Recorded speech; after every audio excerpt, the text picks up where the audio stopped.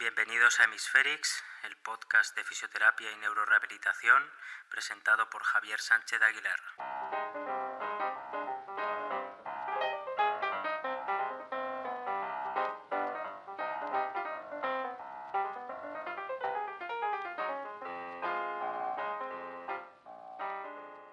En el episodio de hoy vamos a hablar de la cocontracción del miembro inferior durante la marcha en pacientes neurológicos. Cocontracción entendida tanto en el sentido fisiológico como patológico, pero sobre todo patológico. Conviene diferenciar ambos tipos de cocontracción, puesto que se pueden confundir y de hecho se confunden habitualmente. La definición de cocontracción muscular es la actividad simultánea de los músculos agonistas y antagonistas que cruzan una misma articulación. Cuando los músculos agonistas y antagonistas trabajan en sinergia, el antagonista actúa como un estabilizador durante la contracción del agonista. Esta sinergia es importante para dar estabilidad articular, precisión del movimiento y eficiencia energética durante las actividades funcionales como caminar. Enseguida veremos las diferencias entre la cocontracción normal, podríamos decir, y la patológica, en lo que se refiere a pacientes neurológicos. Primero tenemos que poner un poco de contexto al tema, contexto que cualquier clínico asume porque es ineludible en la práctica clínica. El contexto es la típica rehabilitación de la marcha, en la que tenemos varios patrones de movimiento que se repiten, muchas veces patrones de marcha instaurados a lo largo del tiempo y que cuestan muchísimo cambiar. Uno de los patrones más habituales es la marcha con rodilla rígida, o en inglés stiff knee gait, en la que hay una evidente falta de flexión de rodilla, movimientos compensatorios de cadera y pelvis y una sensación desde fuera de que la pierna avanza como en bloque, como rígida. Ya vimos en el episodio sobre la cadera posictus que hay una encrucijada importante con esto, muchas ideas preconcebidas, teorías sin su demostración y contradicciones luego en la práctica clínica. Realmente este episodio hubiera sido una continuación lógica de ese episodio sobre la cadera, pero preferí separarlos para que no se hiciera pesado un episodio tan largo y tan denso. Básicamente, la idea imperante en rehabilitación e incluso en parte de la investigación es la visión mecanicista, según la cual la parte clave del caminar es que el pie no tropiece y pueda avanzar así la pierna hacia adelante, y dado que el pie suele estar afectado, bien por tono alto o por pie caído, el paciente elige, entre comillas, esto es lo peliagudo, ¿no? El tema de la elección, el paciente elige o elegiría realizar compensaciones para garantizar la altura del pie, el clearance que se llama en inglés, y así poder avanzar la pierna hacia adelante. Esa visión puramente mecanicista es intuitiva y se nos presenta a la mente como evidente, pero como ya vimos en el episodio de la cadera, la cosa no era tan sencilla. Es posible cierta visión mecanicista, sobre todo en casos de pacientes con mucho potencial, pero que por X o Y han sido enseñados a compensar muy tempranamente, y esos patrones de movimiento se han visto reforzados con el tiempo y ya pasados ciertos meses se vuelve casi imposible cambiarlos. Pero ese no parece ser la norma, y los artículos nos hablan de un problema de control motor de base, un problema de sinergias, de módulos de marcha que se afectan a un nivel automático y que requieren un abordaje distinto al puramente mecánico. En todo ese contexto de la marcha y rehabilitación, el término cocontracción salta a la palestra como una especie de demonio que impide la coordinación eficaz de movimientos, y en concreto uno de los músculos más apuntalados es el cuádriceps, que se sobreactivaría y dejaría la pierna totalmente rígida. A esta cocontracción, evidentemente, se le pone o se le apostilla el apellido de espástica, ¿no? ¿Cómo no? Para este episodio he revisado algunos artículos sobre cocontracción para aclarar mis propias ideas. Recordad que yo soy clínico y trabajo con pacientes todos los días, y al final pues tengo también esas ideas arraigadas, también por mi formación, pero tengo otras ideas que se van contradiciendo. Entonces pues he querido revisar alguna literatura para aclararme un poco.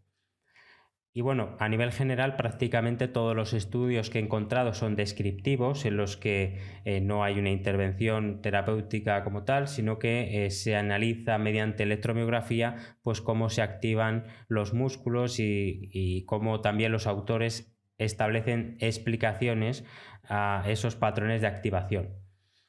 Ya es habitual que nosotros los clínicos tengamos luego que hacer malabares para ver cómo trasladamos esa información descriptiva a la práctica clínica y a las intervenciones que hacemos. Parece haber un salto en algunas áreas, como en la biomecánica. Me di cuenta de esto también cuando estudiaba la hiperextensión de rodilla, de tal forma que de lo que se sabe a nivel teórico a lo que se sabe a nivel terapéutico, pues hay mucho salto, como digo. Por aportar algo más a nivel introductorio sobre la cocontracción, diríamos que en sujetos sanos la cocontracción es máxima alrededor de la rodilla durante el periodo de carga de la marcha, a nivel de cuádriceps isquiotibiales, quiero decir, para dar estabilidad a la rodilla. Y luego también pues una cocontracción en el tobillo, tibial anterior y sóleo, sobre todo, en la fase media de apoyo para generar un momento de flexión plantar que sea eficiente para mover la pierna hacia adelante. Esa cocontracción aumenta en personas sanas y con patologías durante el aprendizaje motor, o en presencia también de inestabilidad. Entre los músculos que rodean la rodilla, el recto femoral, el gemelo y el bíceps femoral son representativos de la generación de rango de movimiento. El recto femoral previene de la flexión excesiva de rodilla, y el bíceps femoral y el gemelo contribuyen a la flexión de la rodilla durante el balanceo. Sin embargo, estos roles musculares en la rodilla rígida, en el patrón de rodilla rígida, siguen siendo controvertidos. Dentro de los efectos secundarios de la cocontracción, incluido en sujetos sanos, está la compresión articular, la disminución de la flexibilidad. Y justamente hablando del recto femoral y su rol estabilizador sobre la rodilla, en un estudio de Yuan y colaboradores del 2019 quisieron ver el papel de la contracción muscular en la fase de apoyo a través de la electromiografía, en concreto de un ratio de cocontracción, y también utilizaron un análisis cinemático. Esto es muy frecuente, la combinación de electromiografía y sistemas de análisis de movimiento para la cinemática.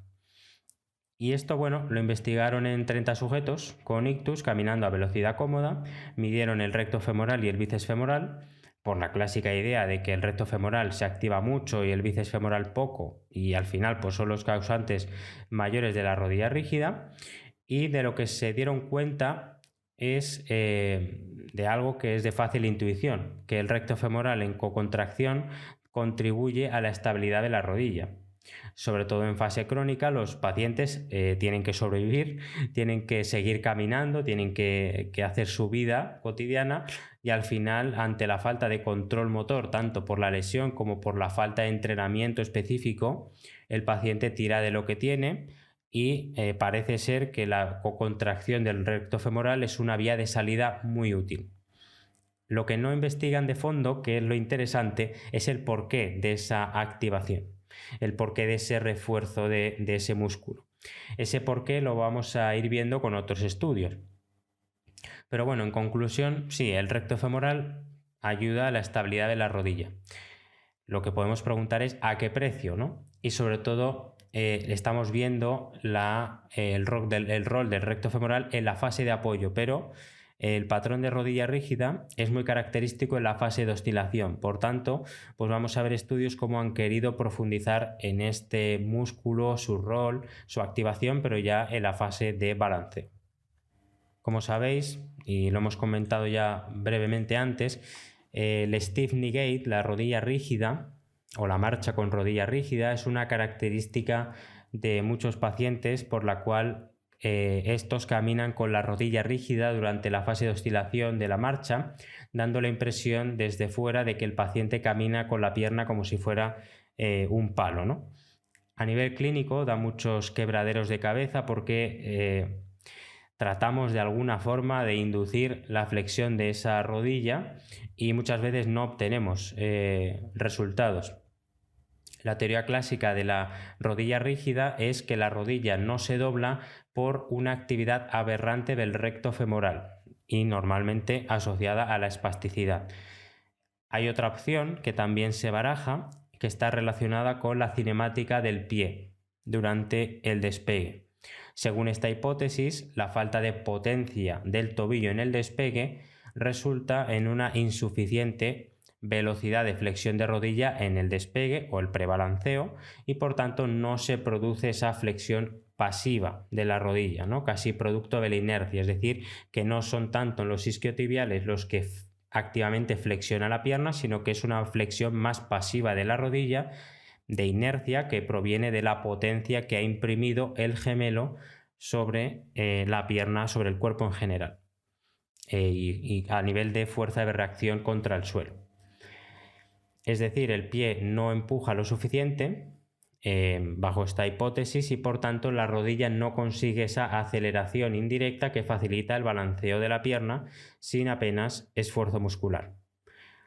Hay un tercer mecanismo que se ha relacionado con la rodilla rígida, que es la falta de empuje flexor de la cadera, que sin duda pues también puede ser intuitivo, ¿no? Puede ser una hipótesis plausible. Como se puede intuir, el tratamiento más utilizado para la rodilla rígida se basa en la primera hipótesis, la del recto femoral, y como no es la infiltración de toxina botulínica en ese músculo. También cabe la opción de la intervención quirúrgica, en la cual se libera o se transfiere el sartorio o el grácil para convertir la acción muscular hacia la flexión de rodilla. Los resultados son mixtos en lo que se refiere a la toxina en el recto femoral y lo que se refiere también a la literatura que se ha publicado, y se ha visto que no suele aumentar la flexión de rodilla en más de 10 grados, ¿no? Y teniendo en cuenta el rango que tiene la rodilla en la fase de balanceo, pues 10 grados o menos es realmente poco, ¿no? Este sería un resumen de lo que sería el estado del arte, lo que se refiere a las causas de la cocontracción durante la marcha y en concreto de la rodilla, del patrón de rodilla rígida. Pero tenemos que profundizar, tenemos que estudiar esto más a fondo y para ello necesitamos resumir ciertos estudios que yo creo que son paradigmáticos dentro de los que están publicados, ¿no? Que son bastantes. Y que lo que se repite constantemente es que la forma de valorar es, la forma de analizar también los datos es la electromiografía. Y determinados ratios, determinados cocientes, determinadas formas que tienen los investigadores a nivel matemático de sacar conclusiones. Y bueno, respecto a la electromiografía, la amplitud, ¿no?, de la electromiografía, lo que se activa el músculo, pues reflejaría el reclutamiento y el ratio de descarga de las unidades motoras activas y sirve como un índice de función neuromuscular. Una mayor amplitud de electromiografía indicaría una contracción más intensa. Luego tenemos la frecuencia espectral del EMG, que correlaciona con la velocidad media de conducción y ha sido utilizada para evaluar la activación de fibras tipo 1 y 2 y el reclutamiento de unidades motoras durante la contracción muscular. Así se han observado alteraciones en la amplitud y frecuencia del gemelo, recto femoral y bíceps femoral en pacientes después de un ictus. Hay variabilidad de los estudios, así como en las intervenciones realizadas, con la idea de reducir mayormente la actividad excesiva de determinados músculos, sobre todo el recto femoral. Lo que pasa es que es muy relevante el marco conceptual desde el cual se analizan los datos. No es lo mismo un marco en el que se asocia la activación del recto femoral con la espasticidad, que es lo más habitual, y por tanto la idea básica es eliminar esa contracción, esa espasticidad. No es lo mismo ese marco conceptual que un marco en el que se considera fundamental la propulsión y el gemelo inactivo como gran protagonista, ¿no? Una visión es mucho más pasiva y la otra mucho más activa. Pongamos un poco de orden con ciertos estudios clave que yo he consultado y que creo que aportan bastante información. Me gustaría empezar con una revisión sistemática que es la de Neves-Rosa del 2014, que trata sobre la cocontracción del miembro inferior durante la marcha en sujetos con ictus. En esta revisión se incluyeron 8 artículos, principalmente observacionales, en total en 142 sujetos, para tratar de estudiar la cocontracción en sujetos con ictus y para agrupar los datos. Lo que hacen es una división entre la extremidad parética y no parética, y dentro de esa división otra subdivisión en músculos del muslo y de la pantorrilla. La calidad metodológica, que siempre es bueno mencionar, pues en general fue de justa a buena, ¿no? O sea que podría ser mejorable. Y las metodologías para evaluar la cocontracción durante la marcha pues también diferían, ¿no? 3 estudios la evaluaban caminando en suelo, 3 en cinta rodante y uno comparó la marcha en cinta rodante con soporte de peso y la marcha en suelo. En la mayoría de los estudios los sujetos fueron llamados a caminar de forma cómoda. La cuantificación de la cocontracción también fue variada. Algunos realizaban un análisis meramente visual de la electromiografía, otros calculaban el porcentaje de la marcha en el cual los antagonistas estaban activos de manera a nivel de activación, y solo un estudio ya fue un poquito más allá y exploró el ratio entre la dimensión temporal y la magnitud de la cocontracción utilizando ya métodos computacionales automáticos. En cuanto a los resultados, estos se pueden organizar o agrupar en 3 categorías. En primer lugar, la cocontracción en la pierna afecta. En segundo lugar, la cocontracción en la pierna no afecta. Y en tercer lugar, la relación entre la cocontracción y la marcha, ¿no? Algunos parámetros de marcha. Las 2 primeras categorías, además, diferencian en músculos del muslo y de la pantorrilla.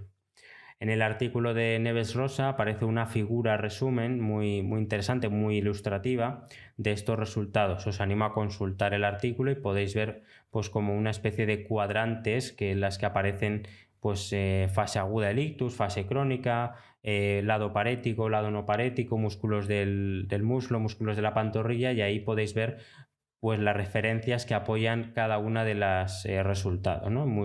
La verdad que una figura muy interesante.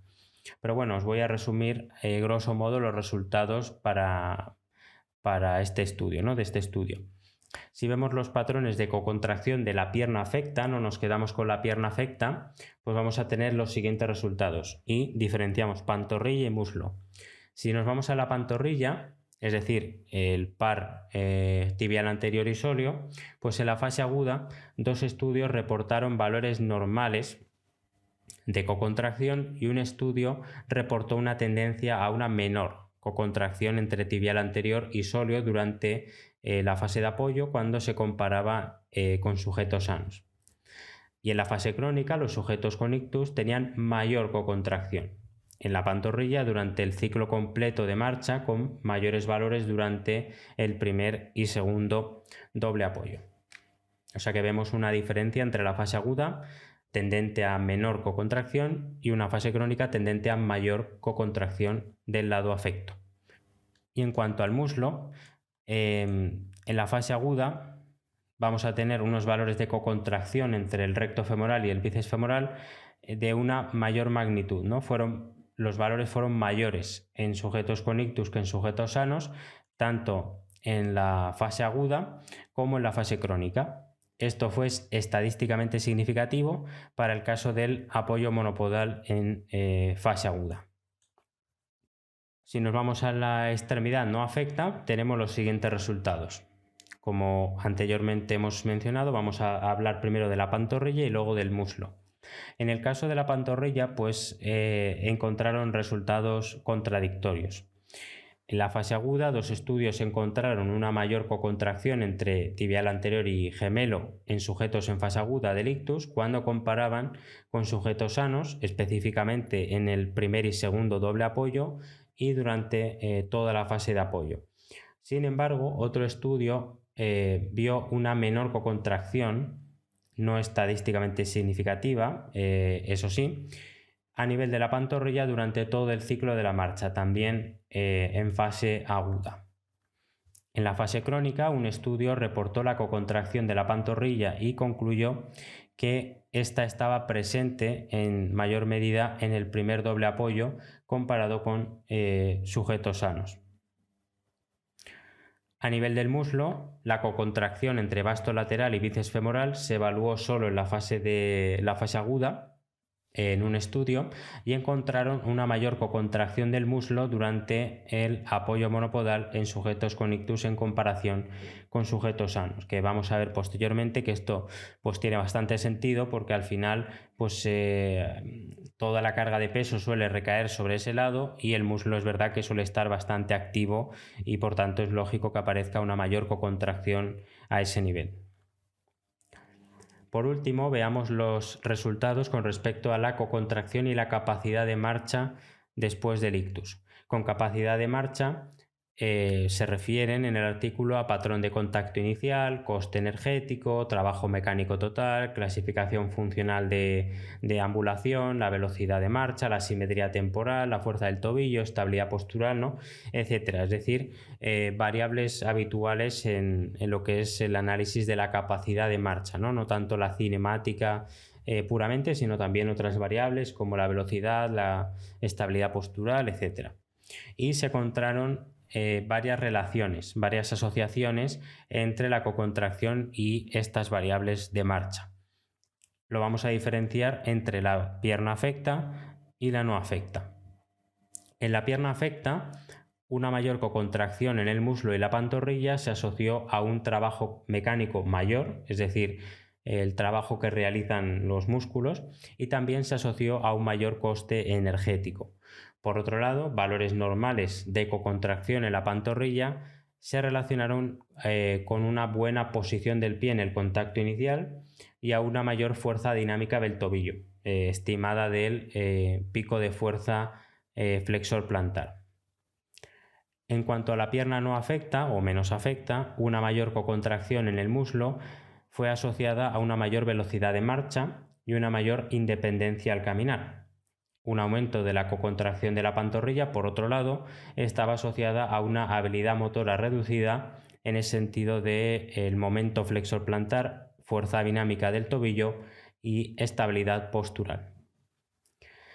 Hemos visto muchos datos, muchos resultados. Vamos a hacer una especie de análisis conjunto, y para ese análisis conjunto yo resaltaría lo siguiente.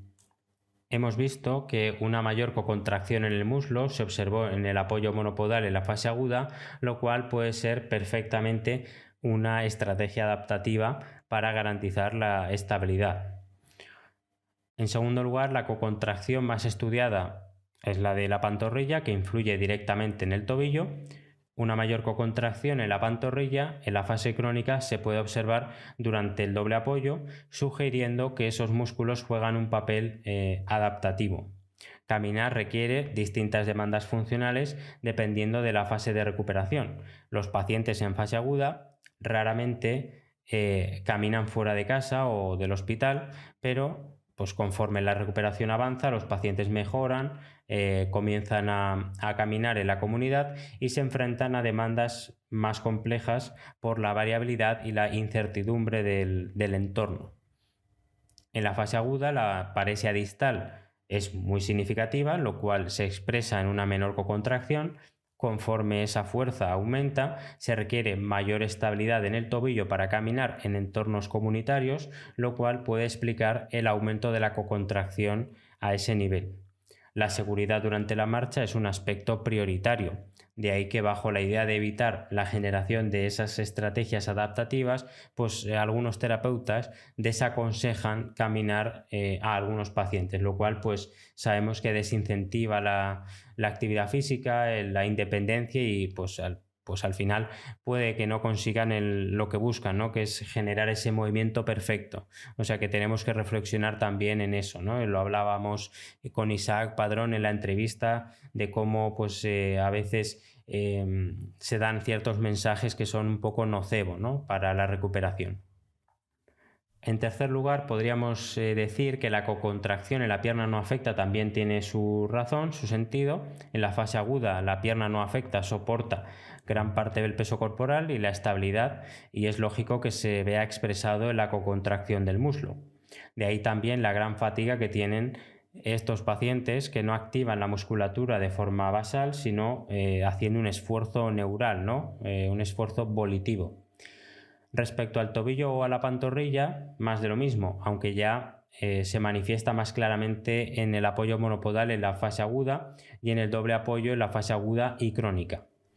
Es interesante ese doble apoyo, donde observamos una dificultad de la coordinación intermuscular para transferir el peso de una pierna a otra, y a título personal esto lo he visto cuando he analizado la cinética de esa transferencia de peso expresada en el movimiento del centro de presiones durante la marcha.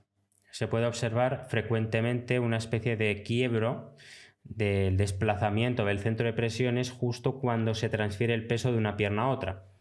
Esto se debería hipotéticamente a una falta de potencia muscular a nivel de los flexores plantares en el momento del despegue del pie. Y finalmente, en cuarto lugar, como conclusión así de los resultados, en cuanto a la relación entre la cocontracción y la capacidad de marcha, podemos decir que los sujetos que tienen valores de cocontracción más tendentes a la normalidad, pues tienden a mostrar una mejor capacidad de marcha, con patrones cinemáticos más eficientes y mayor fuerza a nivel dinámico. Lo opuesto pasa en la pierna no afecta. La velocidad de marcha y la independencia en ella son mayores si la cocontracción del muslo es mayor de lo normal en comparación con sujetos sanos.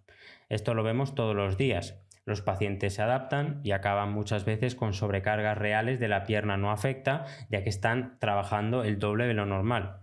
De ahí la utilidad de ejercicios de uso forzado en la pierna afecta para tratar de que le quite trabajo, entre comillas, a la otra pierna, y que, bueno, pues esa cocontracción no es que sea negativa, porque los pacientes tienen que sobrevivir y tiran del lado no afecto, pero tenemos que ir tendiendo a recuperar pues la carga, la fuerza y la estabilidad dinámica, la potencia muscular del lado afecto.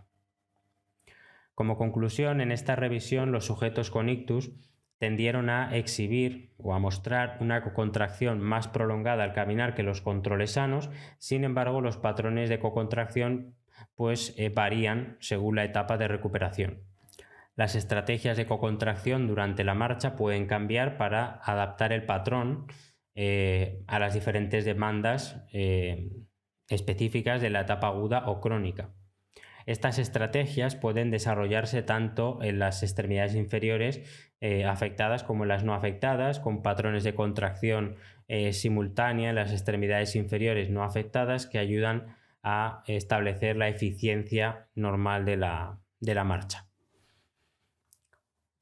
Siguiendo con la bibliografía, el siguiente artículo que quiero resumir en orden de relevancia también es el de Campanini y colaboradores del 2013. Campanini es un referente en lo que respecta a la electromiografía, y en ese estudio, que por cierto fue premiado por alguna asociación o algo así, alguna revista, creo recordar, pues en ese estudio se expone un método para diferenciar las causas de la marcha con rodilla rígida en pacientes con ictus. Este es un artículo muy interesante del año 2013 que nos arroja luz sobre las causas de la marcha con rodilla rígida, un aspecto de la rehabilitación que parece que no acabamos de entender, o que las teorías clásicas pues no nos solucionan todos los casos. En este estudio tratan de diferenciar esas posibles causas de la rodilla rígida mediante un método basado en la cinemática de las extremidades inferiores durante la marcha, y en concreto del pico de aceleración vertical del maleolo lateral, que lo acortan como PMVA y que yo voy a decir que yo voy a acortar como aceleración del maleolo. Esta es una medida indirecta del despegue del tobillo y se mide en el prebalanceo. Era importante estudiar la secuencia temporal de los eventos que determinan la flexión de la rodilla, por lo que computarizaron y compararon los tiempos de ocurrencia, que se llama, de esa aceleración del maleolo, del pico de aceleración de la flexión de rodilla, que es otra variable, y del pico de aceleración de la flexión de cadera, ¿no? Y así pues van a cubrir los diferentes mecanismos teóricos de la rodilla rígida. Esto lo midieron a 3 velocidades: velocidad cómoda, rápida y lenta, en la fase de apoyo terminal, el prebalanceo y el balanceo completo, tanto en sujetos con ictus crónico como en sujetos sanos. No obstante, parten de la idea los autores de que el mecanismo más plausible es el del despegue del pie, por lo que para hacer el análisis de regresión, ¿no?, las correlaciones, pues van a utilizar el pico de aceleración vertical del maleolo, ¿no?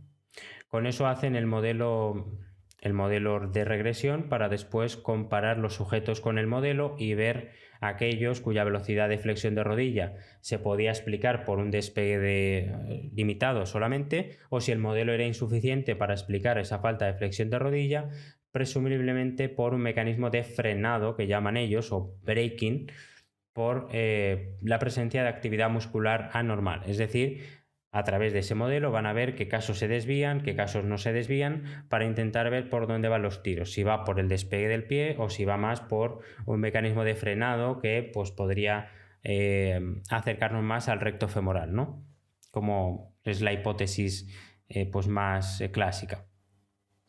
En cuanto a los resultados, en los sujetos sanos, el pico de aceleración del maleolo fue el primer evento en la flexión de rodilla a cualquier velocidad, lo cual es muy interesante. La flexión de rodilla era un mecanismo bottom-up, ¿no?, de abajo arriba, que empezaba con el despegue del tobillo. Este mecanismo se perdía en los sujetos con ictus y el movimiento era más o menos sincrónico, o de arriba abajo en algunos sujetos, con una gran variabilidad entre sujetos. Los sujetos sanos alcanzaban la flexión de rodilla progresivamente, desde el apoyo terminal hasta el balanceo, llegando, como sabéis, pues hasta unos 60 grados, ¿no?, más o menos. Los sujetos con rodilla rígida alcanzaban la flexión de rodilla principalmente en el prebalanceo, con una media de 17 grados, que es muy poco, y esa reducción de la flexión de rodilla estaba relacionada con la velocidad de la marcha. Si vemos el modelo de regresión, veremos cómo hay sujetos que están cerca de la línea de regresión, en los cuales la velocidad de flexión de rodilla en el prebalanceo estaba reducida y coherente con la reducida aceleración del maleolo. Para sujetos por debajo de la línea de regresión, la velocidad de flexión de rodilla era menor de lo esperado, como consecuencia de la aceleración hacia arriba de la pantorrilla, lo cual sugiere la presencia de un mecanismo de frenado, de braking, que estaría relacionado más con el recto femoral. Y aquí viene lo interesante, que es la proporción de sujetos, ¿no?, que pues no son una muestra muy grande, pero que nos puede orientar, ¿no? Y esto es lo que a mí me llamó la atención. De 52 sujetos, 8 cumplían ese perfil de recto femoral de frenado. Vemos, por tanto, que la hipótesis clásica del recto femoral acierta en un porcentaje menor de lo esperado, ¿no?, en un 15%. Por el contrario, en 44 de los 52 sujetos, es decir, el 85% de los casos, era la falta de despegue del pie la causa plausible de la falta de flexión de rodilla. Por tanto, esos sujetos más alejados del modelo podrían ser candidatos a ser tratados para reducir la actividad del recto femoral, ya sea con toxina o con otras terapias, ¿no? Esto se puede hacer también a nivel de ejercicio terapéutico, no solamente con toxina. Esto se puede además corroborar con la maniobra de flexión rápida de rodilla, en la cual podemos pues detectar cierta hiperresistencia neural al estiramiento, ¿no? En mi caso no ha sido muy satisfactoria esa prueba, pero sí que puede haber casos donde se note mucho más ese carácter neural, ¿no? Yo me lo he encontrado más a nivel de sinergia, de organización del movimiento, pero ya pues cuando el paciente está caminando, ¿no? No creo que haya tanta influencia pasiva. Sin embargo, como digo, pues durante la marcha la espasticidad es disparada solo cuando la rodilla se flexiona rápidamente como resultado del despegue del pie, y esto es raro en los sujetos con rodilla rígida. Cuando los rodillos del tobillo se restauran y por tanto se mejora el despegue y la velocidad de marcha, la espasticidad del recto femoral podría ser disparada y así limitar la flexión en el balanceo.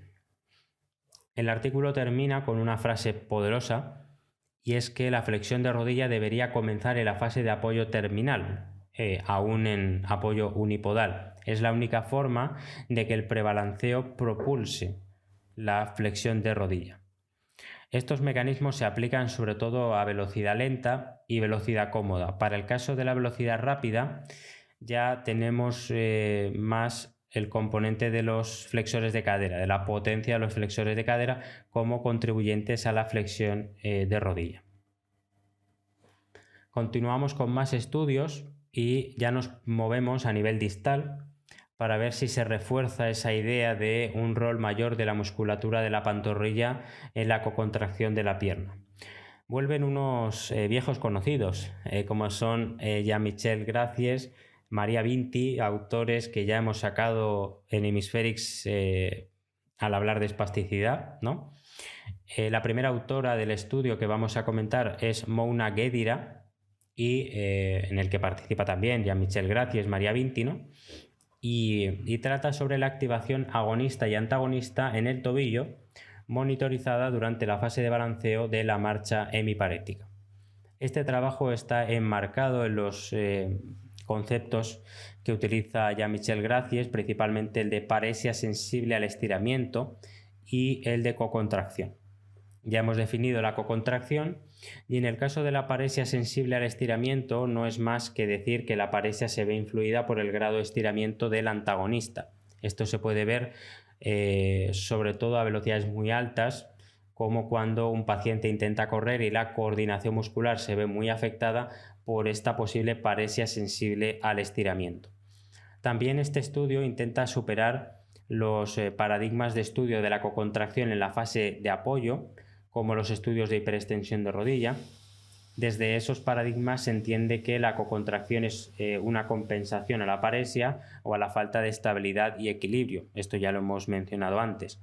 Sin embargo, los autores de este trabajo no están muy de acuerdo, ya que consideran que la cocontracción es parte del trastorno neurológico y que se suma a la paresia, ¿no? Que no es producto directamente de la paresia, no es algo mecánico puramente, sino que hay un trastorno neural detrás de la organización del movimiento.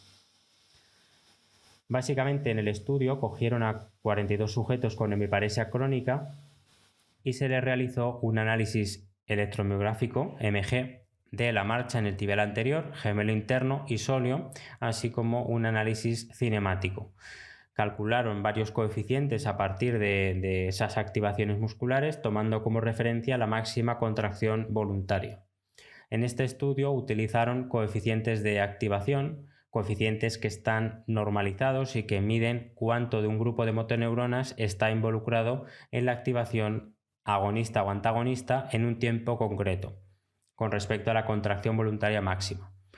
Comentan que hubiera sido mejor utilizar la onda M máxima, que se saca de estos estudios de reflejo H y demás, pues para poder estimar mejor el reclutamiento máximo, pero que, bueno, pues por dificultades técnicas no lo hicieron y se basaron en esos coeficientes de activación que he comentado. En cualquier caso, veamos los resultados. Vieron que en contra del lado no parético, el lado parético mostró una menor flexión dorsal y flexión de rodilla, con coeficientes más altos de activación agonista del tibial anterior, ojo, y activación antagonista en el gemelo interno y el sóleo. En el lado parético, el coeficiente de activación agonista en el tibial anterior disminuía desde la mitad del balanceo, los coeficientes antagonistas aumentaban y la flexión dorsal disminuía, por tanto, al final del balanceo, pero al final del balanceo solamente. Curiosamente, esa mayor activación del tibial anterior en el lado parético puede ser una compensación para la cocontracción de los flexores plantares. Curioso, ¿verdad? A veces pensamos que el paciente no está activando el tibial anterior, pero podemos llevarnos una sorpresa. Y justo cuanto más estirado está el gemelo al final del balanceo, cuando parece que el talón quiere apoyarse, la flexión dorsal disminuye y por tanto el contacto inicial pues no es tan bueno, ¿no? En este artículo no son partidarios al 100% de la hipótesis refleja por la cual el tríceps sural en fases avanzadas del balanceo impide por cocontracción la activación del tibial anterior.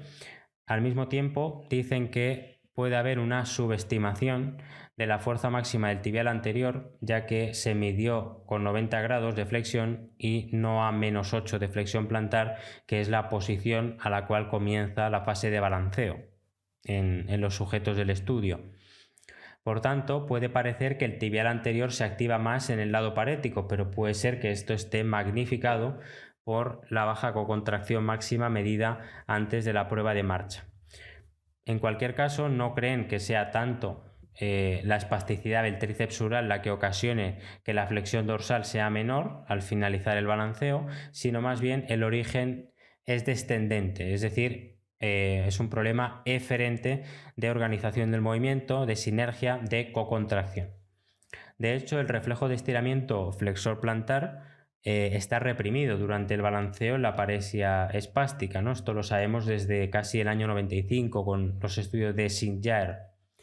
Además, la activación del sóleo es el doble al final del balanceo, a pesar de que este músculo en realidad está acortado mediante la disminución de la flexión dorsal en el lado afecto. Y entonces, ¿qué sentido tiene esa cocontracción en el tobillo en la fase de balanceo?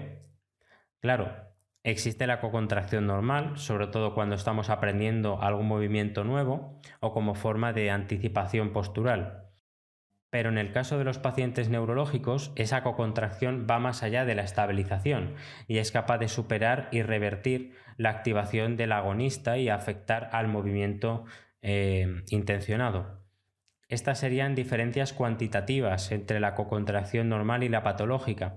De hecho, en este estudio constataron cocontracción también en el lado no parético, en el tobillo, lo cual tiene sentido si lo vemos desde el punto de vista de esa estabilización dinámica del segmento corporal ante una tarea que es demandante, como puede ser caminar.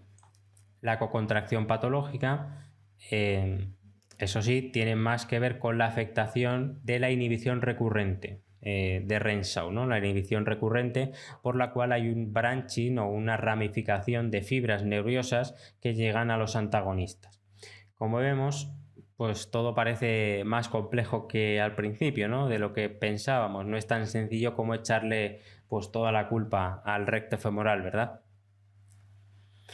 Vamos con el último estudio que cierra este episodio sobre la cocontracción. Se trata del estudio de Wang y colaboradores del año 2017 que trata sobre las asociaciones entre la activación muscular del miembro inferior y la flexión de rodilla en individuos post-ictus. El objetivo de este estudio fue investigar la relación entre la activación muscular de la pierna y la flexión de rodilla durante la marcha en 10 sujetos con ictus y 10 sujetos sanos.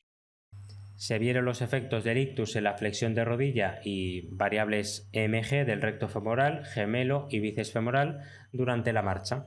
La hipótesis de partida era que los pacientes mostrarían mayores amplitudes y parámetros de frecuencia de EMG en el recto femoral, pero menores en el gemelo y el bíceps femoral en el lado parético, más que en el no parético, así como en sujetos sanos. También hipotetizaron que la reducción de la flexión de rodilla estaría asociada a una coordinación intermuscular simplificada, simple, es decir, que al final el cuerpo se adapta y utiliza una serie de sinergias pues, más simplificadas. Es importante mencionar que para el rango de flexión de rodilla tuvieron en cuenta la diferencia entre el máximo y el mínimo entre la fase terminal del apoyo y el balanceo inicial. En cuanto a los resultados, el rango de rodilla en flexión fue de unos 28 grados en el lado parético y de 46 en el no parético y de 60 en los sujetos sanos. Existen diferencias significativas entre el lado parético y no parético, e incluso entre el lado no parético y el control sano. De 46 grados a 60 pues hay un cambio importante. En cuanto a la electromiografía, el gemelo parético mostró un RMS, que es esta variable de mg, que es la root mean square, ¿no?, que es el área bajo la curva de la gráfica, y este valor fue menor en el caso del gemelo parético que el no parético y el control. No hubo diferencias significativas entre el gemelo no parético y el control, de todas formas. Tampoco el recto femoral y el bíceps femoral fueron diferentes entre el lado parético y no parético, y entre el parético y el control sano, o incluso entre el no parético y el control. Respecto a la frecuencia de la MG, en concreto la frecuencia media, resaltar que no hubo diferencias para el recto femoral entre parético y no parético, pero sí para el gemelo, que fue menor en el lado parético. Esto parece un trabalenguas, ¿no? Entre el lado parético y no parético y tal, y tantos músculos. Pero bueno, lo vamos a resumir después y va a quedar claro. Para el bíceps femoral no había diferencias en cualquier caso, es decir, no parece afectar, lo cual a mí no me sorprendió cuando lo leí, porque realmente los isquiotibiales no tienen tanto que ver en este caso. Después se estudiaron las correlaciones entre el rango de rodilla y la actividad MG. El rango en flexión de rodilla se correlacionó positivamente con los 3 músculos del lado parético, si bien la mayor correlación fue la del gemelo, con una R de 0,68, y la menor fue la del recto femoral con un R de 0,3 más o menos. Sin meternos en muchos líos, en más datos, sí diremos que para el lado parético solo 3 parámetros de electromiografía, que son la RMS del bíceps femoral, la frecuencia media del gemelo y la frecuencia media del recto femoral, fueron seleccionados para el modelo de regresión como variables predictoras del rango de flexión de rodilla. Una vez más, depende cómo se analice esto, porque de aquí pues alguien podrá decir que el bíceps femoral lo tenemos que activar mucho a través de estimulación eléctrica, a través de X, ¿no?, a través de fortalecimiento, y puede ser que no, puede ser que simplemente esa variable pues sea un reflejo, ¿no?, indirecto de otros segmentos corporales, como parece ser que es el tobillo. Los resultados, en síntesis, muestran que el ictus disminuye la flexión de rodilla, sorpresa para nadie, ¿no?, e incluso del lado no parético en comparación con sujetos sanos. Esto ocurre posiblemente mediante la afectación de la contracción del gemelo, considerando que este músculo tuvo menor RMS en la electromiografía y también menor frecuencia media respecto al lado no afectado. Además, los resultados muestran que la marcha con falta de flexión de rodilla es una forma de coordinación simplificada a nivel de sinergia muscular.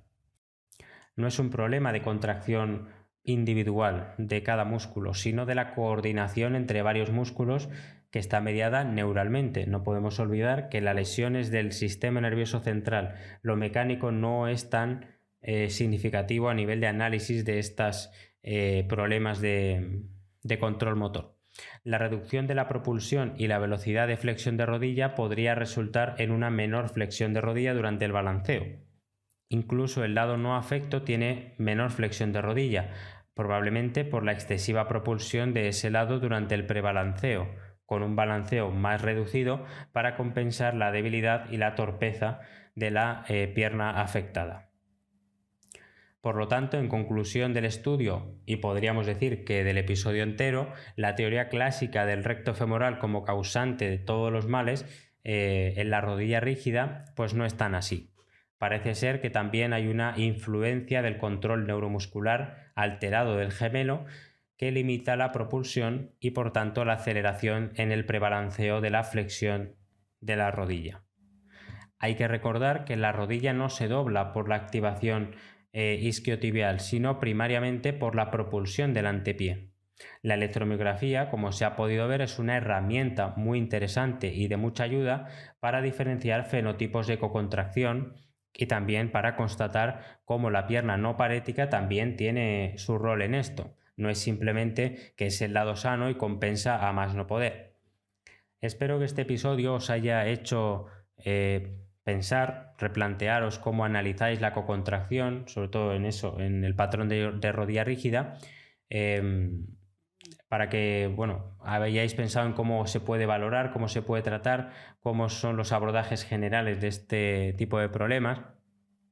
Y bueno, creo que después de leer estos estudios y de unirlos todos, podemos entender por qué la toxina en el recto femoral pues no funciona del todo o no en todos los casos, cómo estimular los isquiotibiales no nos va a ayudar mucho a que la rodilla se flexione al caminar, cómo inhibir al gemelo a más no poder puede ser incluso contraproducente. En fin, muchas ideas que espero que os haya podido inspirar y que sirvan para enriquecer cómo entendemos la marcha, ¿no? La marcha hemiparética. Muchas gracias por escuchar el episodio, por seguir Hemisférix. Muchas gracias a los mecenas de Patreon y nos vemos la semana que viene.